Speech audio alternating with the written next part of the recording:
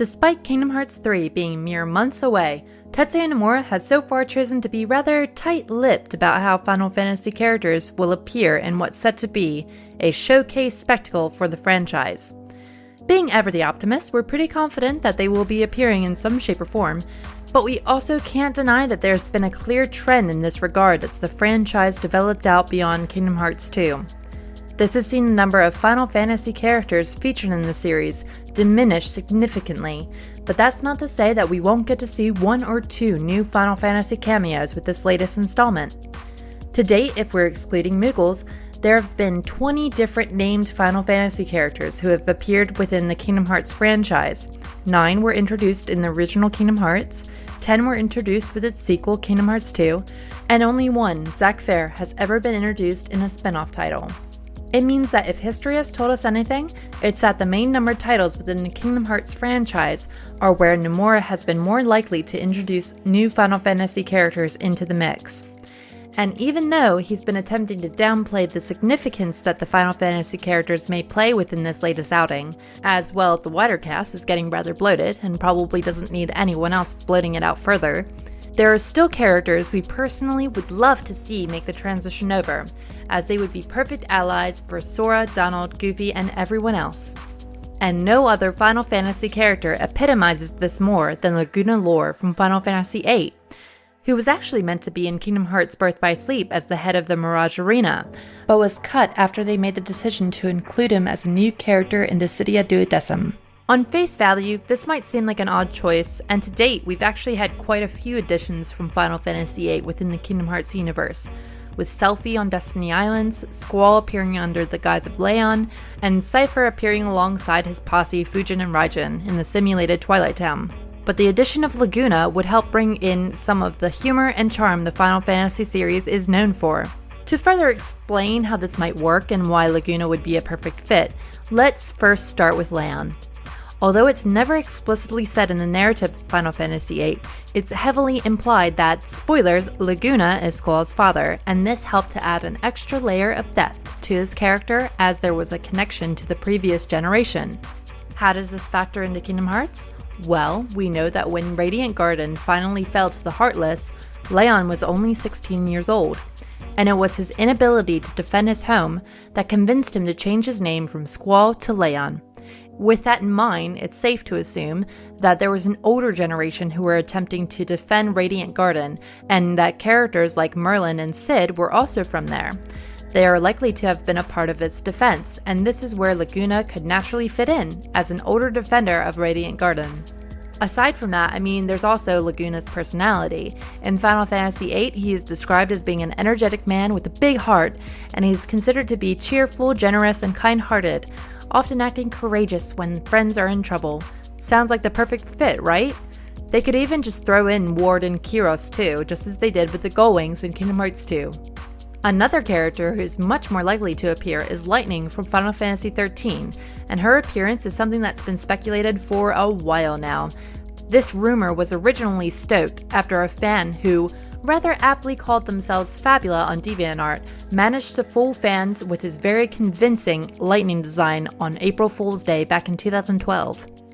At this point, Lightning is one of the most recognizable characters from the Final Fantasy series, and given how much Square Enix have looked to promote her over the years in other games in the wider world, it would actually seem a bit strange if she didn't appear within Kingdom Hearts. And if she were to appear, the Colosseum would be the perfect place for her to do so. In the past, we've had Cloud and Sephiroth in Kingdom Hearts, Zack in Birth by Sleep, and Auron in Kingdom Hearts 2 appear in this fashion, and it just seems like the right place for a fierce fighter like Lightning to hang out. The banter between Hades and Lightning would also be priceless. Over the years, we've known Lightning as a strong, stoic character, but as she's featured in 3 main games, they could also just choose to include a Lightning who's more open to friendship and putting her trust in others. They could even make this part of her story arc. If we get more tangible, then Lightning has appeared in Kingdom Hearts Union Key already, as a part of the collaboration event with World of Final Fantasy. With them also just announcing that Final Fantasy XIII has been remastered and added to the backwards compatibility library for the Xbox One X, the timing would also be somewhat apt. Our next character also fits within the much more likely to appear category, as ever since his unveiling to the world back in 2006, Noctus has been the apple of Tetsuya Nomura's eye, to the point where he's even been inspired to replicate some of the design work into Kingdom Hearts 3. Sorry, I just couldn't help myself. On a more serious note, Noctus and his journey are all about comradeship, and that's a value that's rather pertinent within the world of Kingdom Hearts. His blasé nature would also be a pretty good fit, and he would easily blend in with the Radiant Garden crowd. In theory, it would be a little weird to see him appearing without Gladiolus, Ignis, and Prompto, but as shown in Dissidia NT, as long as he's surrounded by other people he can consider his comrades, then his character profile should allow him to settle in just fine.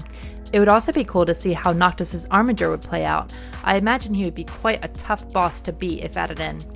What also makes this rather likely is the fact that Square Enix has been pumping out Noctis to other titles like Tekken 7, and that they're still actively looking to do collaborations with Final Fantasy XV, as shown by the recent Terror Wars and Final Fantasy XIV events. Moving away from the more traditional characters, next up we have Tama from World of Final Fantasy, the rather friendly mascot who helps Rain and Lon on their adventure.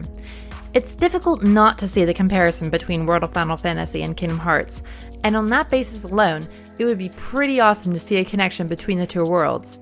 And with Tama, they could have a natural way for that to happen. She was designed by Nomura for World of Final Fantasy, so should already blend in well with the cartoon style of Kingdom Hearts. And who wouldn't want to hear that adorable little voice again? As long as they play it right, it could make for some hilarious wordplay between the Tama, Sora, Goofy, and Donald. As with Lightning, there's also the fact that Tama has already appeared in Kingdom Hearts as a part of the collaboration event with World of Final Fantasy. So cute, even in metal form. Nomura, please say the yes to Tama love. Fifth on our list is the rather popular leading man, Balthor from Final Fantasy XII, a character who would certainly help to shake things up a little bit. I think we can all agree that while there has been a good range of Final Fantasy characters within Kingdom Hearts, certain games have been noticeably absent because they're not products that Nomura is comfortable with. Final Fantasy XII is one such property, but with the inclusion of Vivi in Kingdom Hearts 2, Nomura did show that he was willing to expand cameos to a wider set of games if there's enough demand.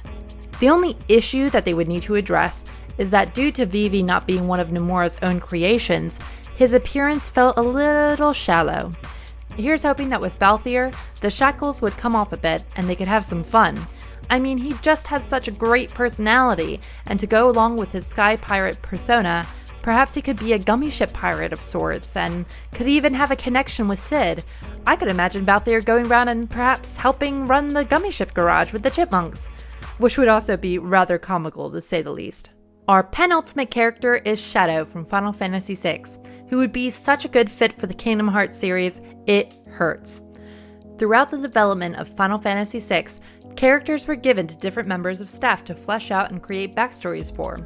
Shadow was one of the 2 Final Fantasy VI characters that Nomura worked on, alongside, you guessed it, Setzer, and with that being the case, Shadow's design and character would meld perfectly into the world of Kingdom Hearts.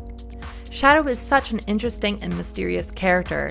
He's also a bit of a rogue, so could also work in the Colosseum, and he even looks a bit like a Heartless. Plus, how adorable would Interceptor be in Kingdom Hearts style? When we thought about our last pick, we had numerous options. Zidane would have been an interesting addition, as would have been an older character like Cecil from Final Fantasy IV, but we chose Rinoa as she could have the deepest impact on the game's story. As mentioned during the Laguna section, Squall had some serious demons from what happened when Radiant Garden was lost to the Heartless, which even led him to changing his name to Leon. But it wasn't just his name that was changed. His outfit also had a pertinent modification, with an allusion to Rinoa's wings appearing on his back in red. If we're getting into specifics, Nomura noted during an interview that was published in the Kingdom Hearts Ultimania that there is a reason Leon rejects being called Squall. He said, "I added Rinoa's wings to imply something definitely happened in the past."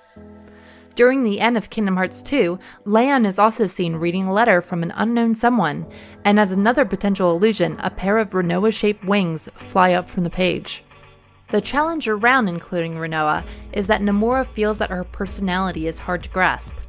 But that hasn't stopped fans from speculating, and this started well over a decade ago when Square Enix hosted a competition called FF Anything 2.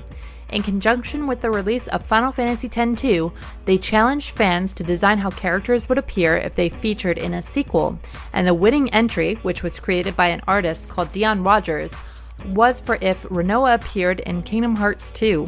More recently, Rinoa was also chosen as one of the DLC characters to appear in Dissidia NT.